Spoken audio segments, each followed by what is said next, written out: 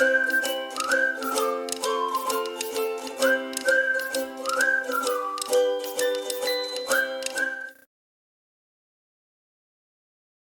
friends, my name is Nulan Sharma. I'm an Agile coach, Scrum Master. I'm based in Den Haag, Netherlands. And friends, today's session is very different because friends, first time on our channel, we are having a product manager and that too from Microsoft. Friends, his name is Bart. He has done his PhD in 2016 and he's having decade of experience as a product manager and currently he's working in Microsoft Poland. Friends, before we start, don't forget to hit like. Your one like is a big motivation for us.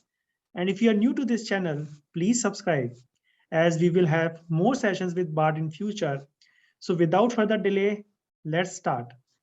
So Bart, welcome, and we are honored that you have accepted our invitation and definitely our audience will get to learn something new today with your vast knowledge. So Bart, welcome and over to you. It's pleasure is all mine, and I hope I can deliver on that on that huge promise. Then, just to say, it's Microsoft Czech. I started in Poland. I'm Polish, but the Skype, which I work for, has its offices in Prague, so that's where I currently reside. Okay. Thanks, Bart, for that.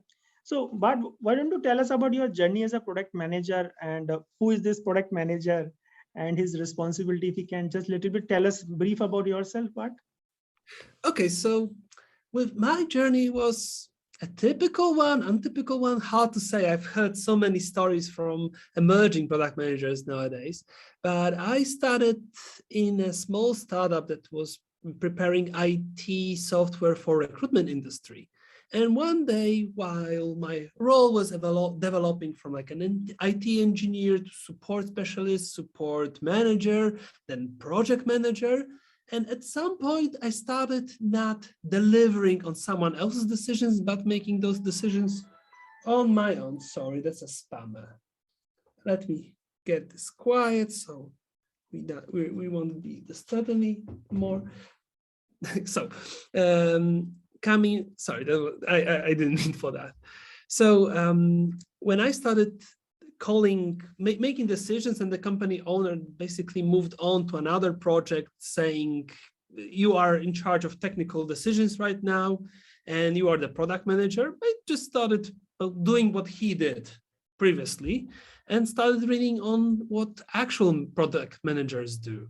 I also was doing my PhD at the time, so it was a very comfortable situation because it was a remote work. I could do both somehow at the same time, which was, I still don't know how I did it.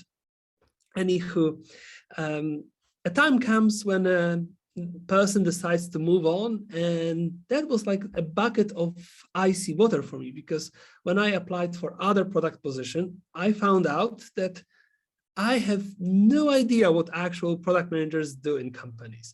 The disparity between the self-taught product management and how actual IT companies work was humongous. So it literally took me 2 years of trial and error to find the optimal setting to change the job.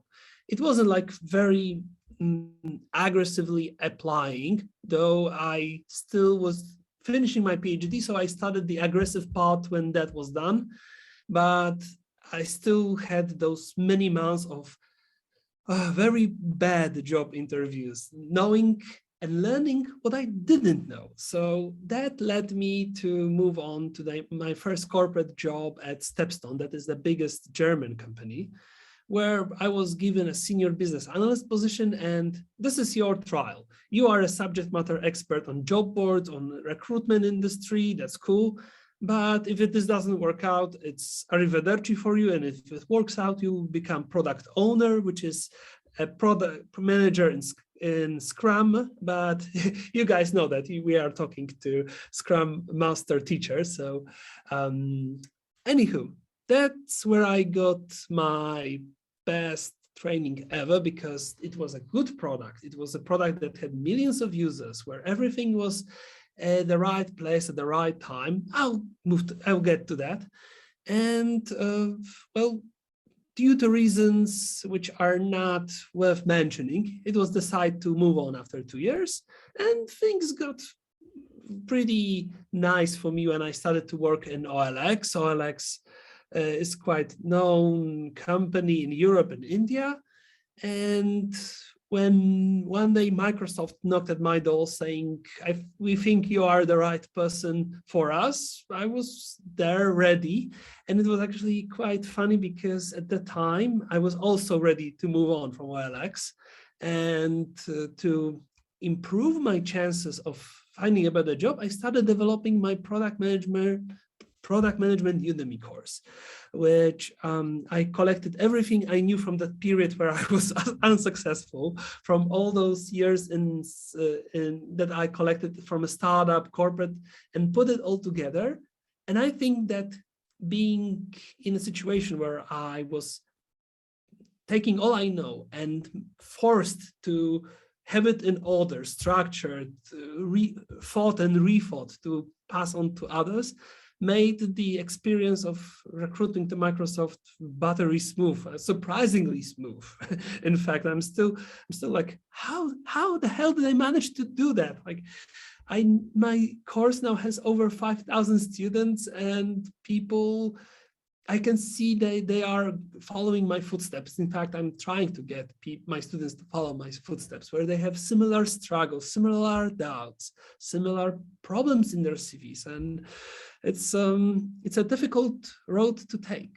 And it's a road to a position that puts you in a spotlight where you are given a product, and your first and foremost responsibility is to decide on the best possible course of action for that product at any given time, which means that you are not really a project manager. You're not responsible for the delivery. You are responsible for collecting all the possible changes in the product from different stakeholders and users, rank them from the most to the least important at any given time, make sure that this priority list is up to date at the, please, sorry, I thought let me do it properly right now. No, I was sure I muted it. Now I'm sure it's muted. Sorry for that. You will work with many different people to come up with the list. You will work hard to make sure that developers know what to do because they are your team. And that's it, really. There's a lot of confusion in the industry, and many of product managers will also do a lot of project management. Some of them will be making designs. There will be ones that are even coding. So, but the pure definition is the guy that's supposed to collect the group of decisions and make sure that the best decisions are taken given the known circumstances. Okay, great. Good to know about that. Really, thank you. It's a really, I think, an inspirational journey. Like, I mean, ups and downs, and finally you are here in Microsoft. So that's great. And but if you can tell us, like, what's a typical day of a product manager looks like? Like, what do you guys do from, let's say, morning to evening? Meetings. Next question. No, seriously. That's especially in the remote environment when you need to talk to lots of people and it needs to be structured. You need to be able to do your job. It's lots of meetings, and it's as many of them that you actually need to book time in your calendar, so you have time for research, to read, to look at your backlog, which is the collection of those decisions you can take. And for me, typically it starts with two daily meetings where I listen into the teams. I know that the product manager, product owner shouldn't be on those meetings, but it's still best to at least listen in and have the teams be confident that the product managers expresses interest. And it's especially important for my situation where I have two teams and I'm not always able to be there for each team. So I make it a point of honor to make sure that the teams are sure that I'm not dismissing any of them, and I'm trying to give both teams my best focus at any given time. The period between 11 p.m. and 3 p.m. for me is usually meeting software, where I have the ability to look at my backlog, reprioritize it, maybe work on some presentation, look at the data, or look at the questions I need to ask, and I didn't, sometimes replying email. I must say, surprisingly, these days I'm writing and receiving very few emails, despite all the corporate expectations. Anywho, at 3 p.m., the US is usually starting to wake up, which means that all the meetings with our American partners, with my managers and people from different Microsoft teams are on standby, and there's this 3-4 hour window where sometimes 2 or 3 meetings collide for my attention. And as much as it is for product manager to decide which decision, which task represents the most value to the product, I myself have to product manage my own time and decide which one of the meetings will bring the most value to me and the product, and attend that one and say no to other meetings, which is also a junior product management thing to do, to learn to say no and be able to confidently hold your specific decision. Okay, thanks, Bart, for that sharing your complete day-to-day work. So, can you please explain, like, according to you, what are the biggest challenges that a product manager could face?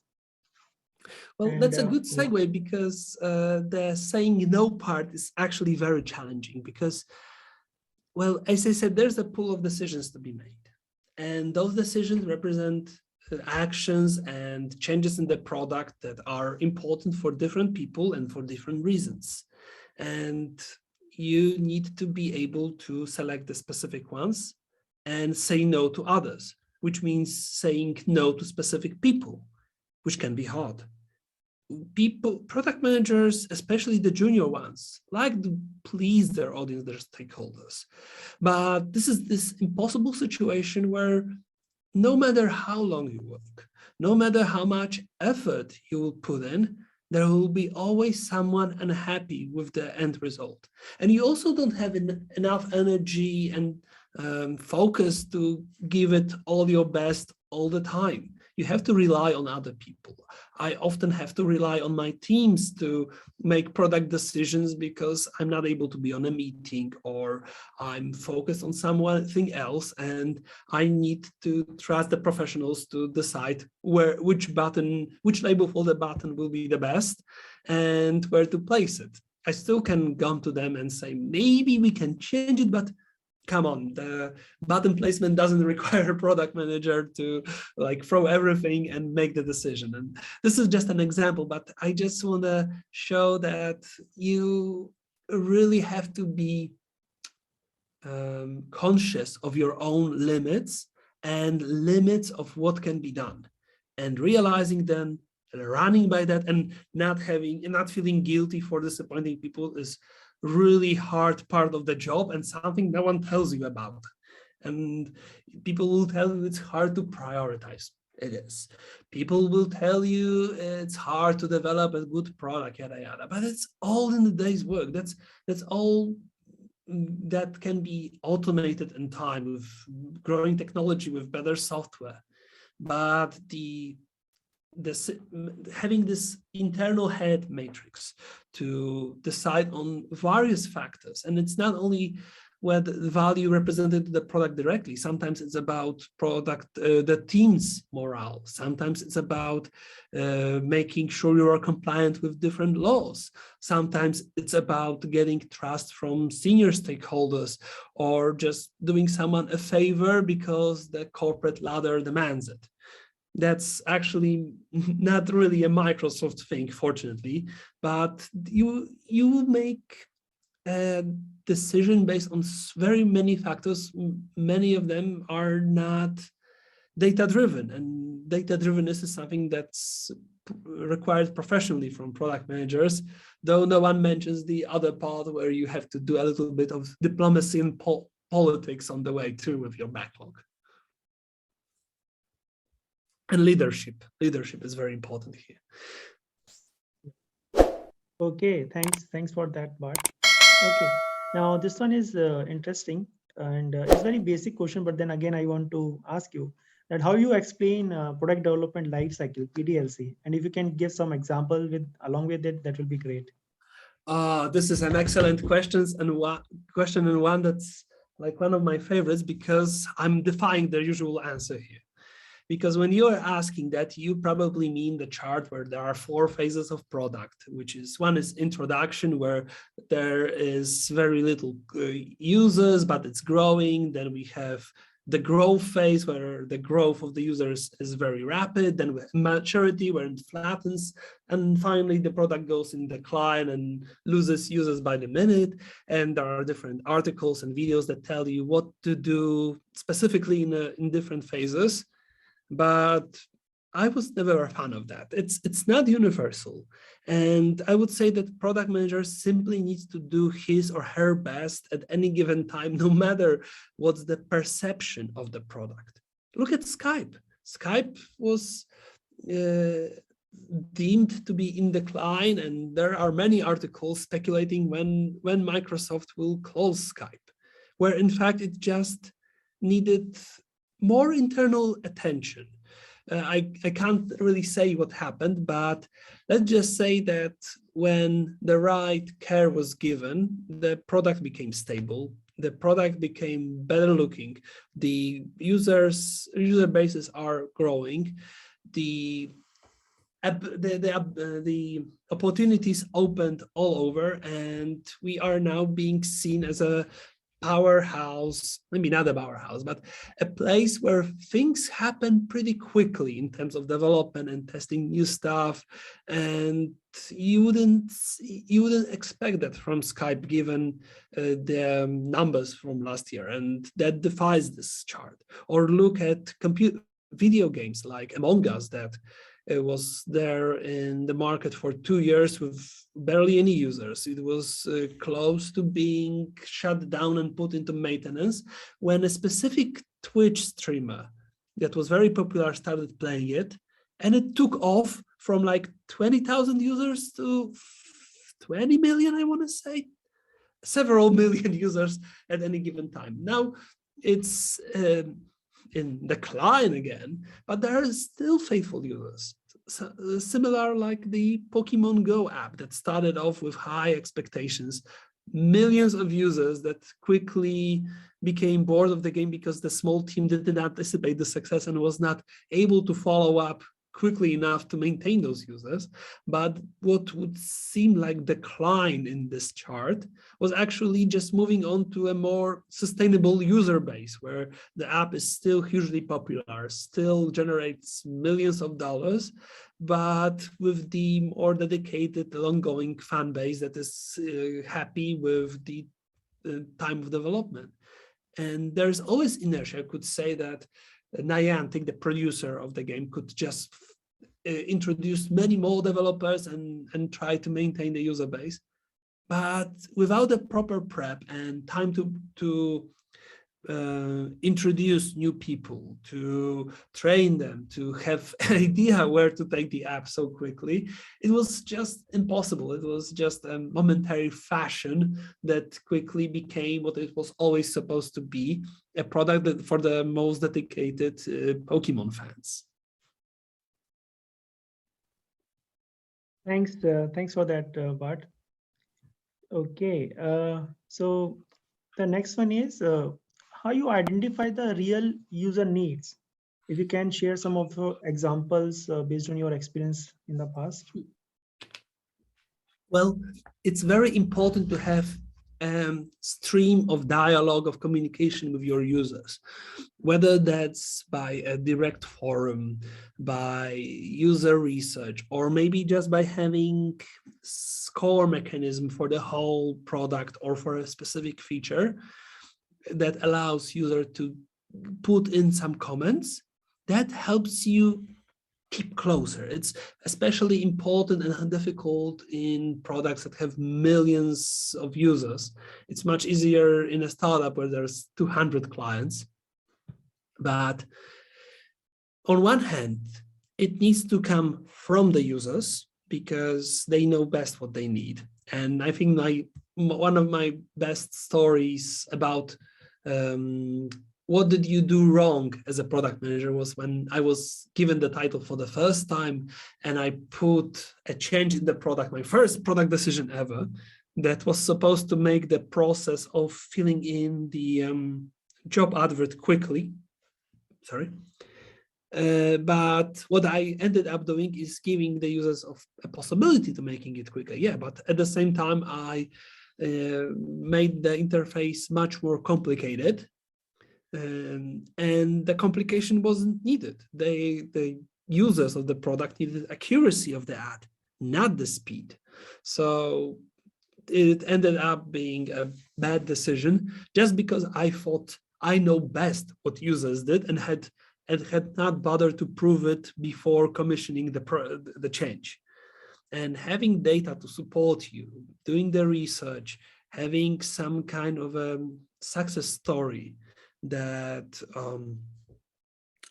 can prove your decision is right is one part of the equation. But at the same time, no innovation will happen if you don't risk, if you don't do something that has never been done or that can backfire. It's about, I sometimes feel that when you start a sprint, it's almost like a game of poker, that you need to, maybe not a poker, but you need to put different risk factors, different bets on different parts of the sprint.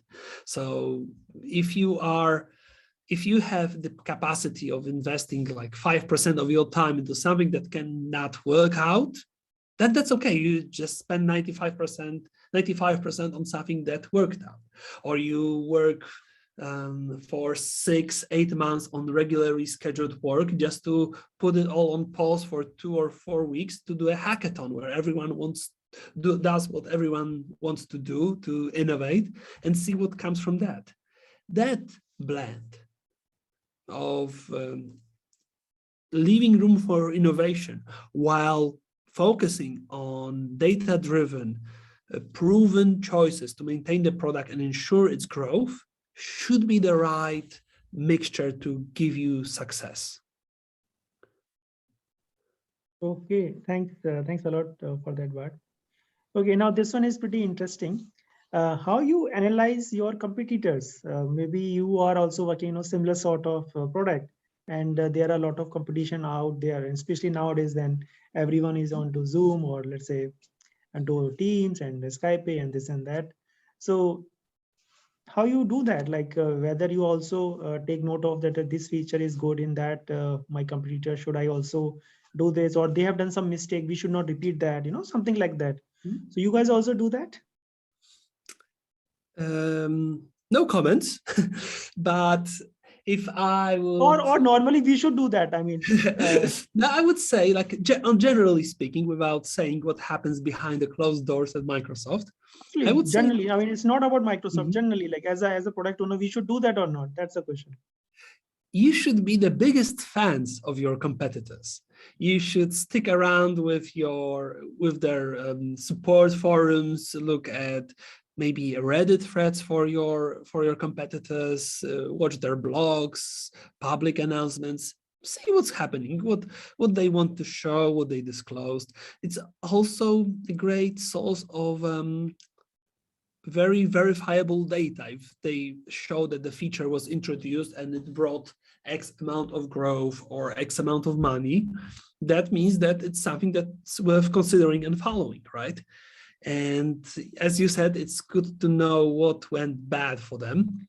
Say, like for Zoom, there was a situation that at some time of pandemic, people realized that it's very easy to it was called Zoom bombing, wasn't it? That you could just go to a random meeting and, well, fool around. And this meeting could be a class, it could be an executive call. And Zoom had to panically made their Zoom call IDs more secure. Whereas then we look at Skype, can we be Skype bombed? No, highly unlikely. It's too, the number is too secure. It's very hard to get just a random hit to a meeting, and there are too many meetings to get into anything meaningful. So we checked if we have the same vulnerability, and everything connected to security tells us that we're not. But we did see a potential story of misuse of product, and we are now sure that this isn't really possible with Skype. Okay, hey, thanks a lot, Bart, for sharing that. Okay, now let's talk something about the teams, because let's focus on your teams, individual teams or multiple teams distributed in various continents and countries. So when, let's say, your developer or some of your team members will come to you and they will say that we cannot implement this particular feature in this current sprint for whatever reason, right? But then your client or your end user is very much determined, and they want you as a product manager to deploy this particular feature in this particular increment. So what you will do in this kind of tricky situation, basically, is more on a stakeholder management, because you have your team in this hand, and then you have your other stakeholders in this hand, and you are like a bridge in between them, right? So this is a kind of yeah, a kind of conflict. Like, so how are you going to handle this kind of situation, Bart? Okay, so I would start by by asking the dev team if they can't deliver what the client exactly needs, then what can they deliver?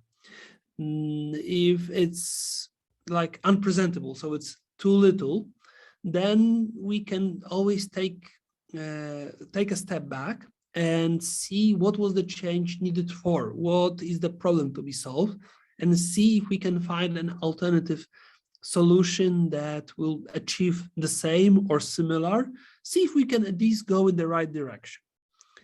Then I can also see, given the multiple teams, to present the situation to different teams, the maybe company, maybe group manager, to say what's the situation and see if we can organize some additional resources to help out. Maybe that's that, or maybe it's a time for an escalation because a dependency is holding us back. But in the end, if that's simply no go, that's the hard scenario where you go to the client and just apologize. There are things that are possible and some things are not. And if you exhausted every possible solution, then you just have to face the crowd and be honest, say what happened, why it happened, if there's anything we could have done better, apologize and deal with the consequence. Of course, make sure that you can deliver the promise changed as soon as possible. But as you say, as I said, it's about also stakeholder management. You don't need to wait until the very last day to inform the client. You can give him information the soonest you know that there's a risk. And that's like one of things to consider, because you may have pandemic and suddenly 3/4 of your team is in beds, in quarantine, and is not able to work.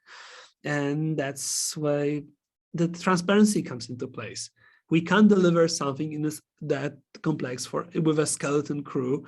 You can look around, you probably have closest to you sick as well. So we're sorry, we're just people, right? Absolutely. That's a wonderful part. Okay, so one small follow-up question on this. Like, as a product manager, how you prioritize your epics, your feature, your work? Do you guys also use some sort of techniques like Kokomo model or any other thing which you want to share, Moscow technique or any other thing, or is it just like what exactly you guys do? I don't really like frameworks because they force you sometimes to put a number or something that's hard to quantify, like team morale or keeping promises. But what I do is I really like the simple value effort chart where there's value on one axis and effort on the other, and just put whatever I have on that chart, whether that's physical or just in my head when I'm deciding which meeting should I attend, and go off that, because it's also very visual when it's done with the team, when prioritizing the backlog, especially with stuff that is more technical. And I just put it into the backlog because the team asked me, while not being completely confident on what this task will entail. And like a brainstorm is not the time and place to explain the technical details to the product manager. So then we can move a task around that chart to see where it goes. And when it's visualized like this, it's easier to prevent conflicts on what's more important than others, because it's clearly visible that something won't bring too much value, is complicated, and passion of a single or two developers is not enough to prioritize it. Okay, thanks for that, Bart. Okay, now this one is again a little bit different one. Like how you guys handle production bugs or production issues? You know, we also heard like we have P1, P2 issues suddenly coming and a lot of users are impacted. So this kind of situation, which are a little bit panic situation, I would say, how you guys react or what mechanism you guys will use in that kind of situation, and how you guys find the root cause of it. And maybe some action after that, that same thing should not happen in future, at least similar kind of things should not happen in future. So do you also like to shed some light on this kind of situations, Bart? This is a little bit out of my comfort zone, because as much as I do have some insights, or well, I did project manage stuff to fix bugs, I try not to put myself in the project management shoes anymore. It's clearly prioritization based on the priority of the bugs. If something prevents a release, then this is clearly a bug that we need to solve right here, right now.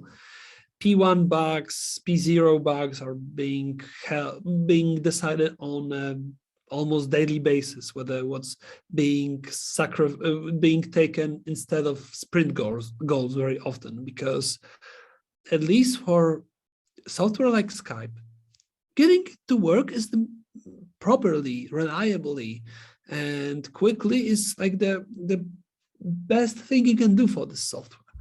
It's been around for almost 80 years. We still have lots of ideas for great features, and we deliver them on an ongoing basis. But it's like I have been showing a picture of my Polish uncle with his Russian wife sitting at a Christmas table with Skype in the middle of the Christmassy table, with all the food, all the Christmas ornament, and with a video call to their family, to the Russian part of the family, and just talking to them, having great chat, laughing, making jokes. And they don't need fancy features. They don't need innovation. They just need to have a crispy call with good sound, good video, make sure that it doesn't drop or there's always a connection, and they'll be happy with the product and they will be using it. And it's not like this for all the products.